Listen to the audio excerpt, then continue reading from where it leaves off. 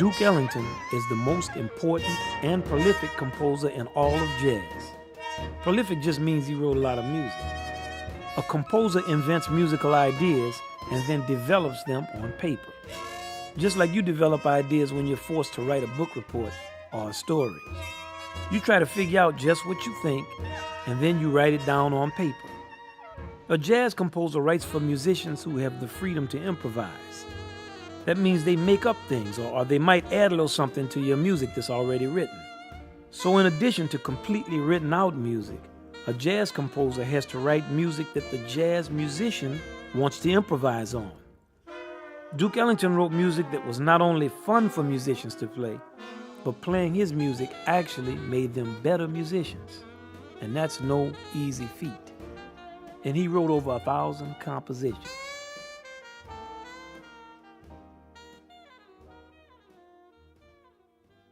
Edward Kennedy Ellington was born in Washington, D.C. He began playing the piano at a young age, 7 or 8. You know, that age that you really don't want to be playing the piano. He even had a piano teacher named Mrs. Clinkscales. I'm serious. One summer when he was 12 years old, he heard another kid his age playing much more piano than he could play. And the burning sting of the short end of competition made him realize the importance of practice. He began looking for lessons and started listening to all of the best local pianists.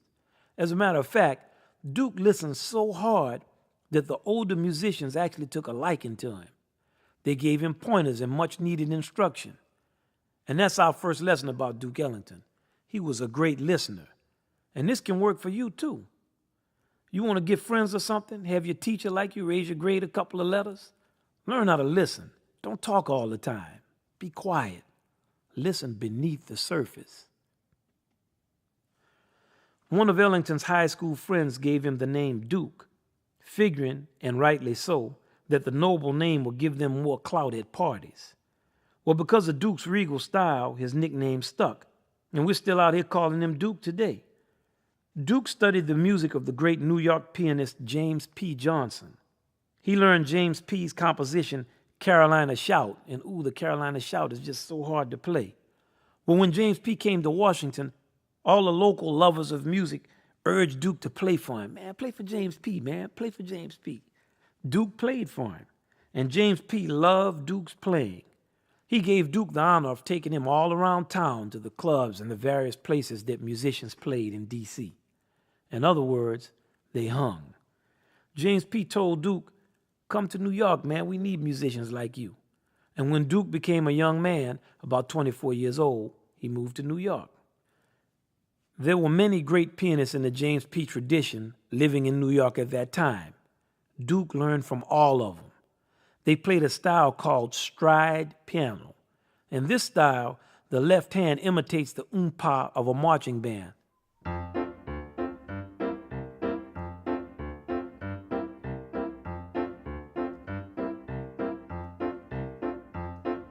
Now here's the hard part.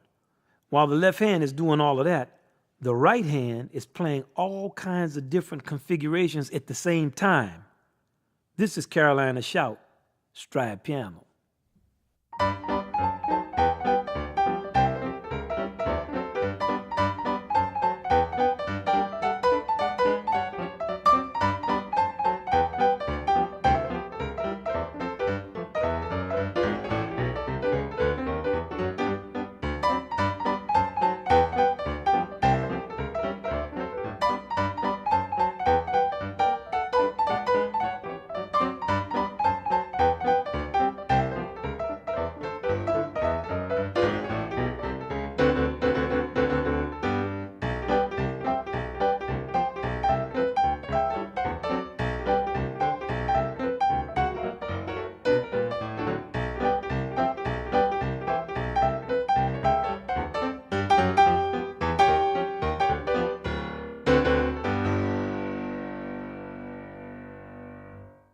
Duke formed a band with his musician friends from Washington who had come to New York in search of work.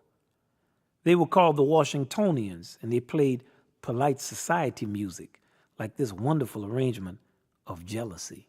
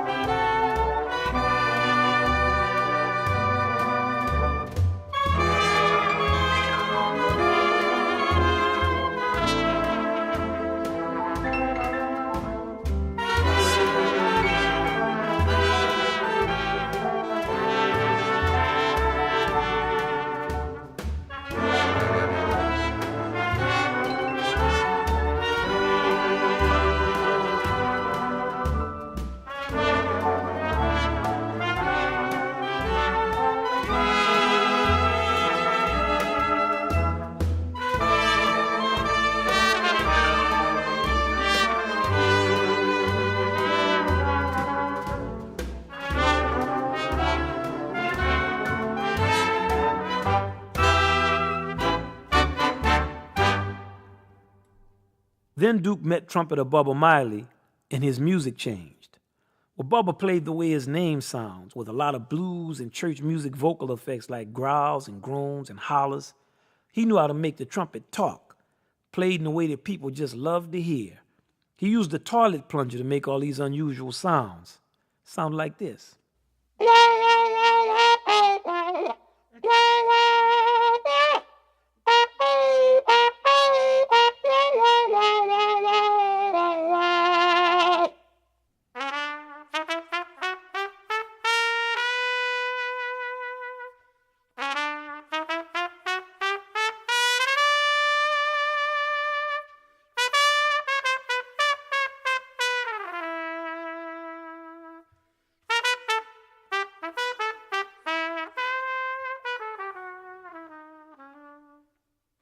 At this time, jazz was just coming up out of New Orleans, up from the mouth of the Mississippi. It was new and people had never heard anything like it. Now we got to remember, Duke was a great listener. He didn't just listen to New Orleans music and say, that sounds good, I wonder what that is. He listened so good into the music, he figured out exactly how it worked. The New Orleans music featured grooves, human sounds, and other mysterious effects. Here's an Ellington Miley composition entitled East St. Louis Toddler. Listen to the moans and cries of the muted trumpet.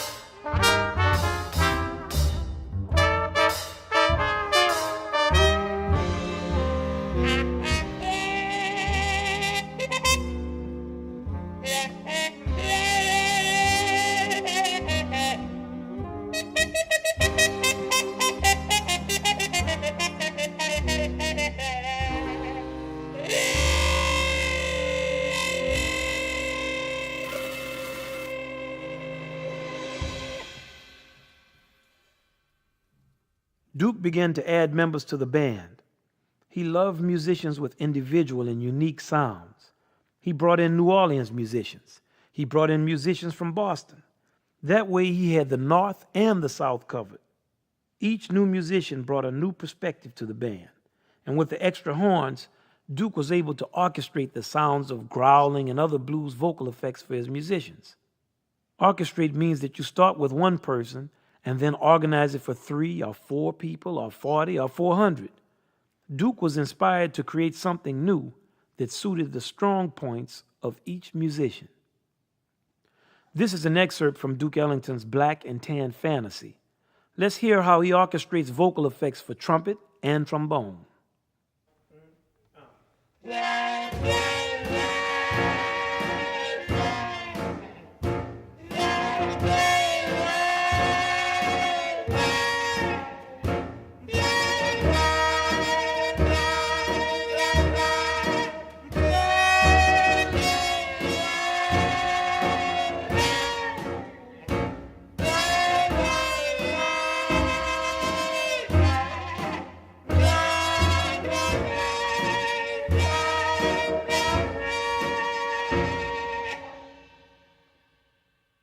Duke loved the sound of the New Orleans clarinet, sultry down in the low register, but most commonly played up high, singing with pungent vibrato and just full of smears, trills, and virtuoso runs. 1, 2,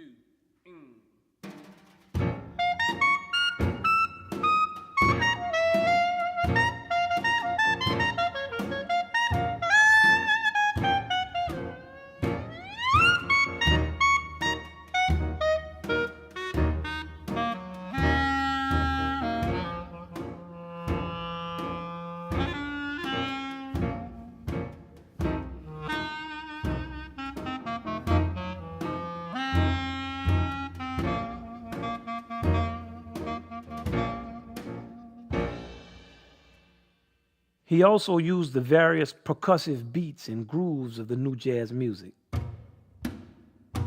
Grooves that celebrated the relationship between jazz and some types of African music.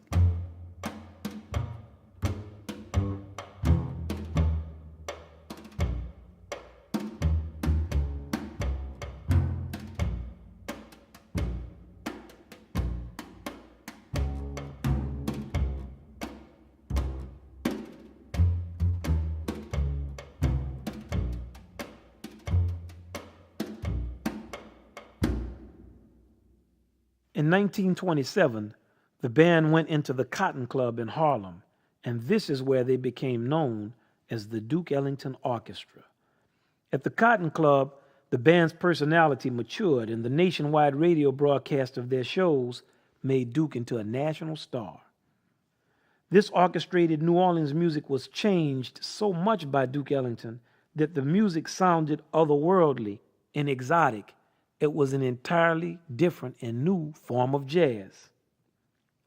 Let's hear a performance of Black and Tan Fantasy, Duke's version of a New Orleans jazz funeral. Listen for the orchestration of plunger mute growls, the high clarinet, and the drum grooves. 1, 2.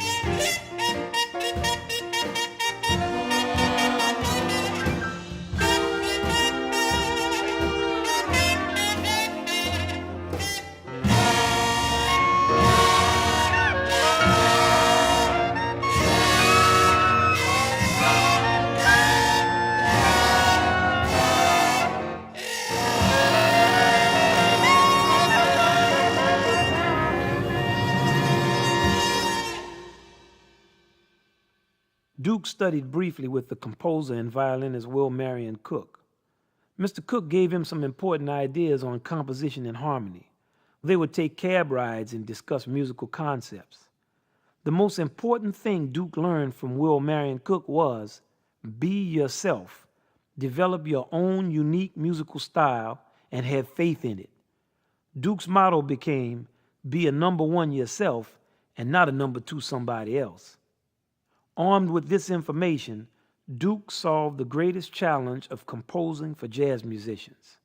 He figured out how to put new improvised music on paper without it sounding stiff or contrived. Now, if you don't think this is hard, just try to write down on paper a conversation that you have at your family dinner table. Duke found his own way of doing things with New Orleans jazz. He was not a slave to convention. This is why we love him and why we still listen to him today. For example, in the New Orleans style, 3 horns make up what we call the front line: the trumpet, the clarinet, and the trombone. The clarinet is the lightest instrument, so it plays on the top. Then the trumpet is in the middle, and the trombone, the heaviest, is on the bottom, like this.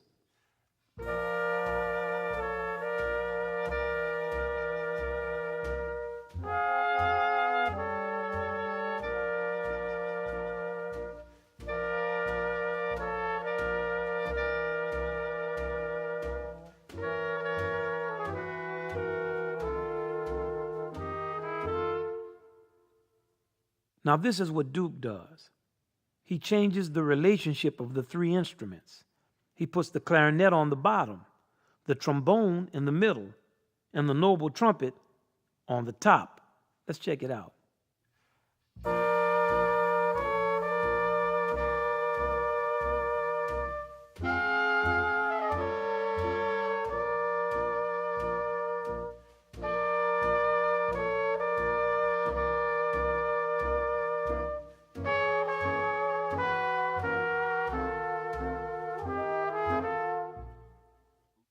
Now that was okay, but it's kind of hard to hear the clarinet because the trumpet and the trombone are too loud. So Duke tells the brass players to use mutes, which soften the sound, allowing the woody richness and the soul of the low clarinet to speak much more clearly.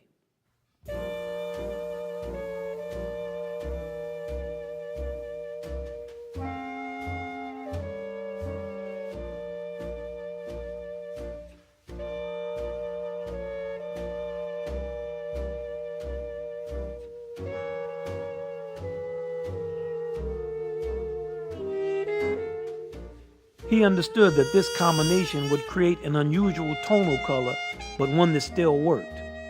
Furthermore, he knew that this new tonal color would create an emotion that had not existed before, and that this emotion would influence listeners to experience music in a new way.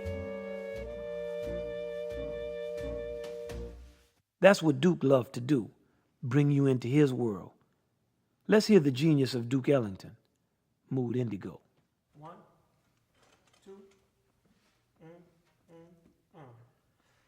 2,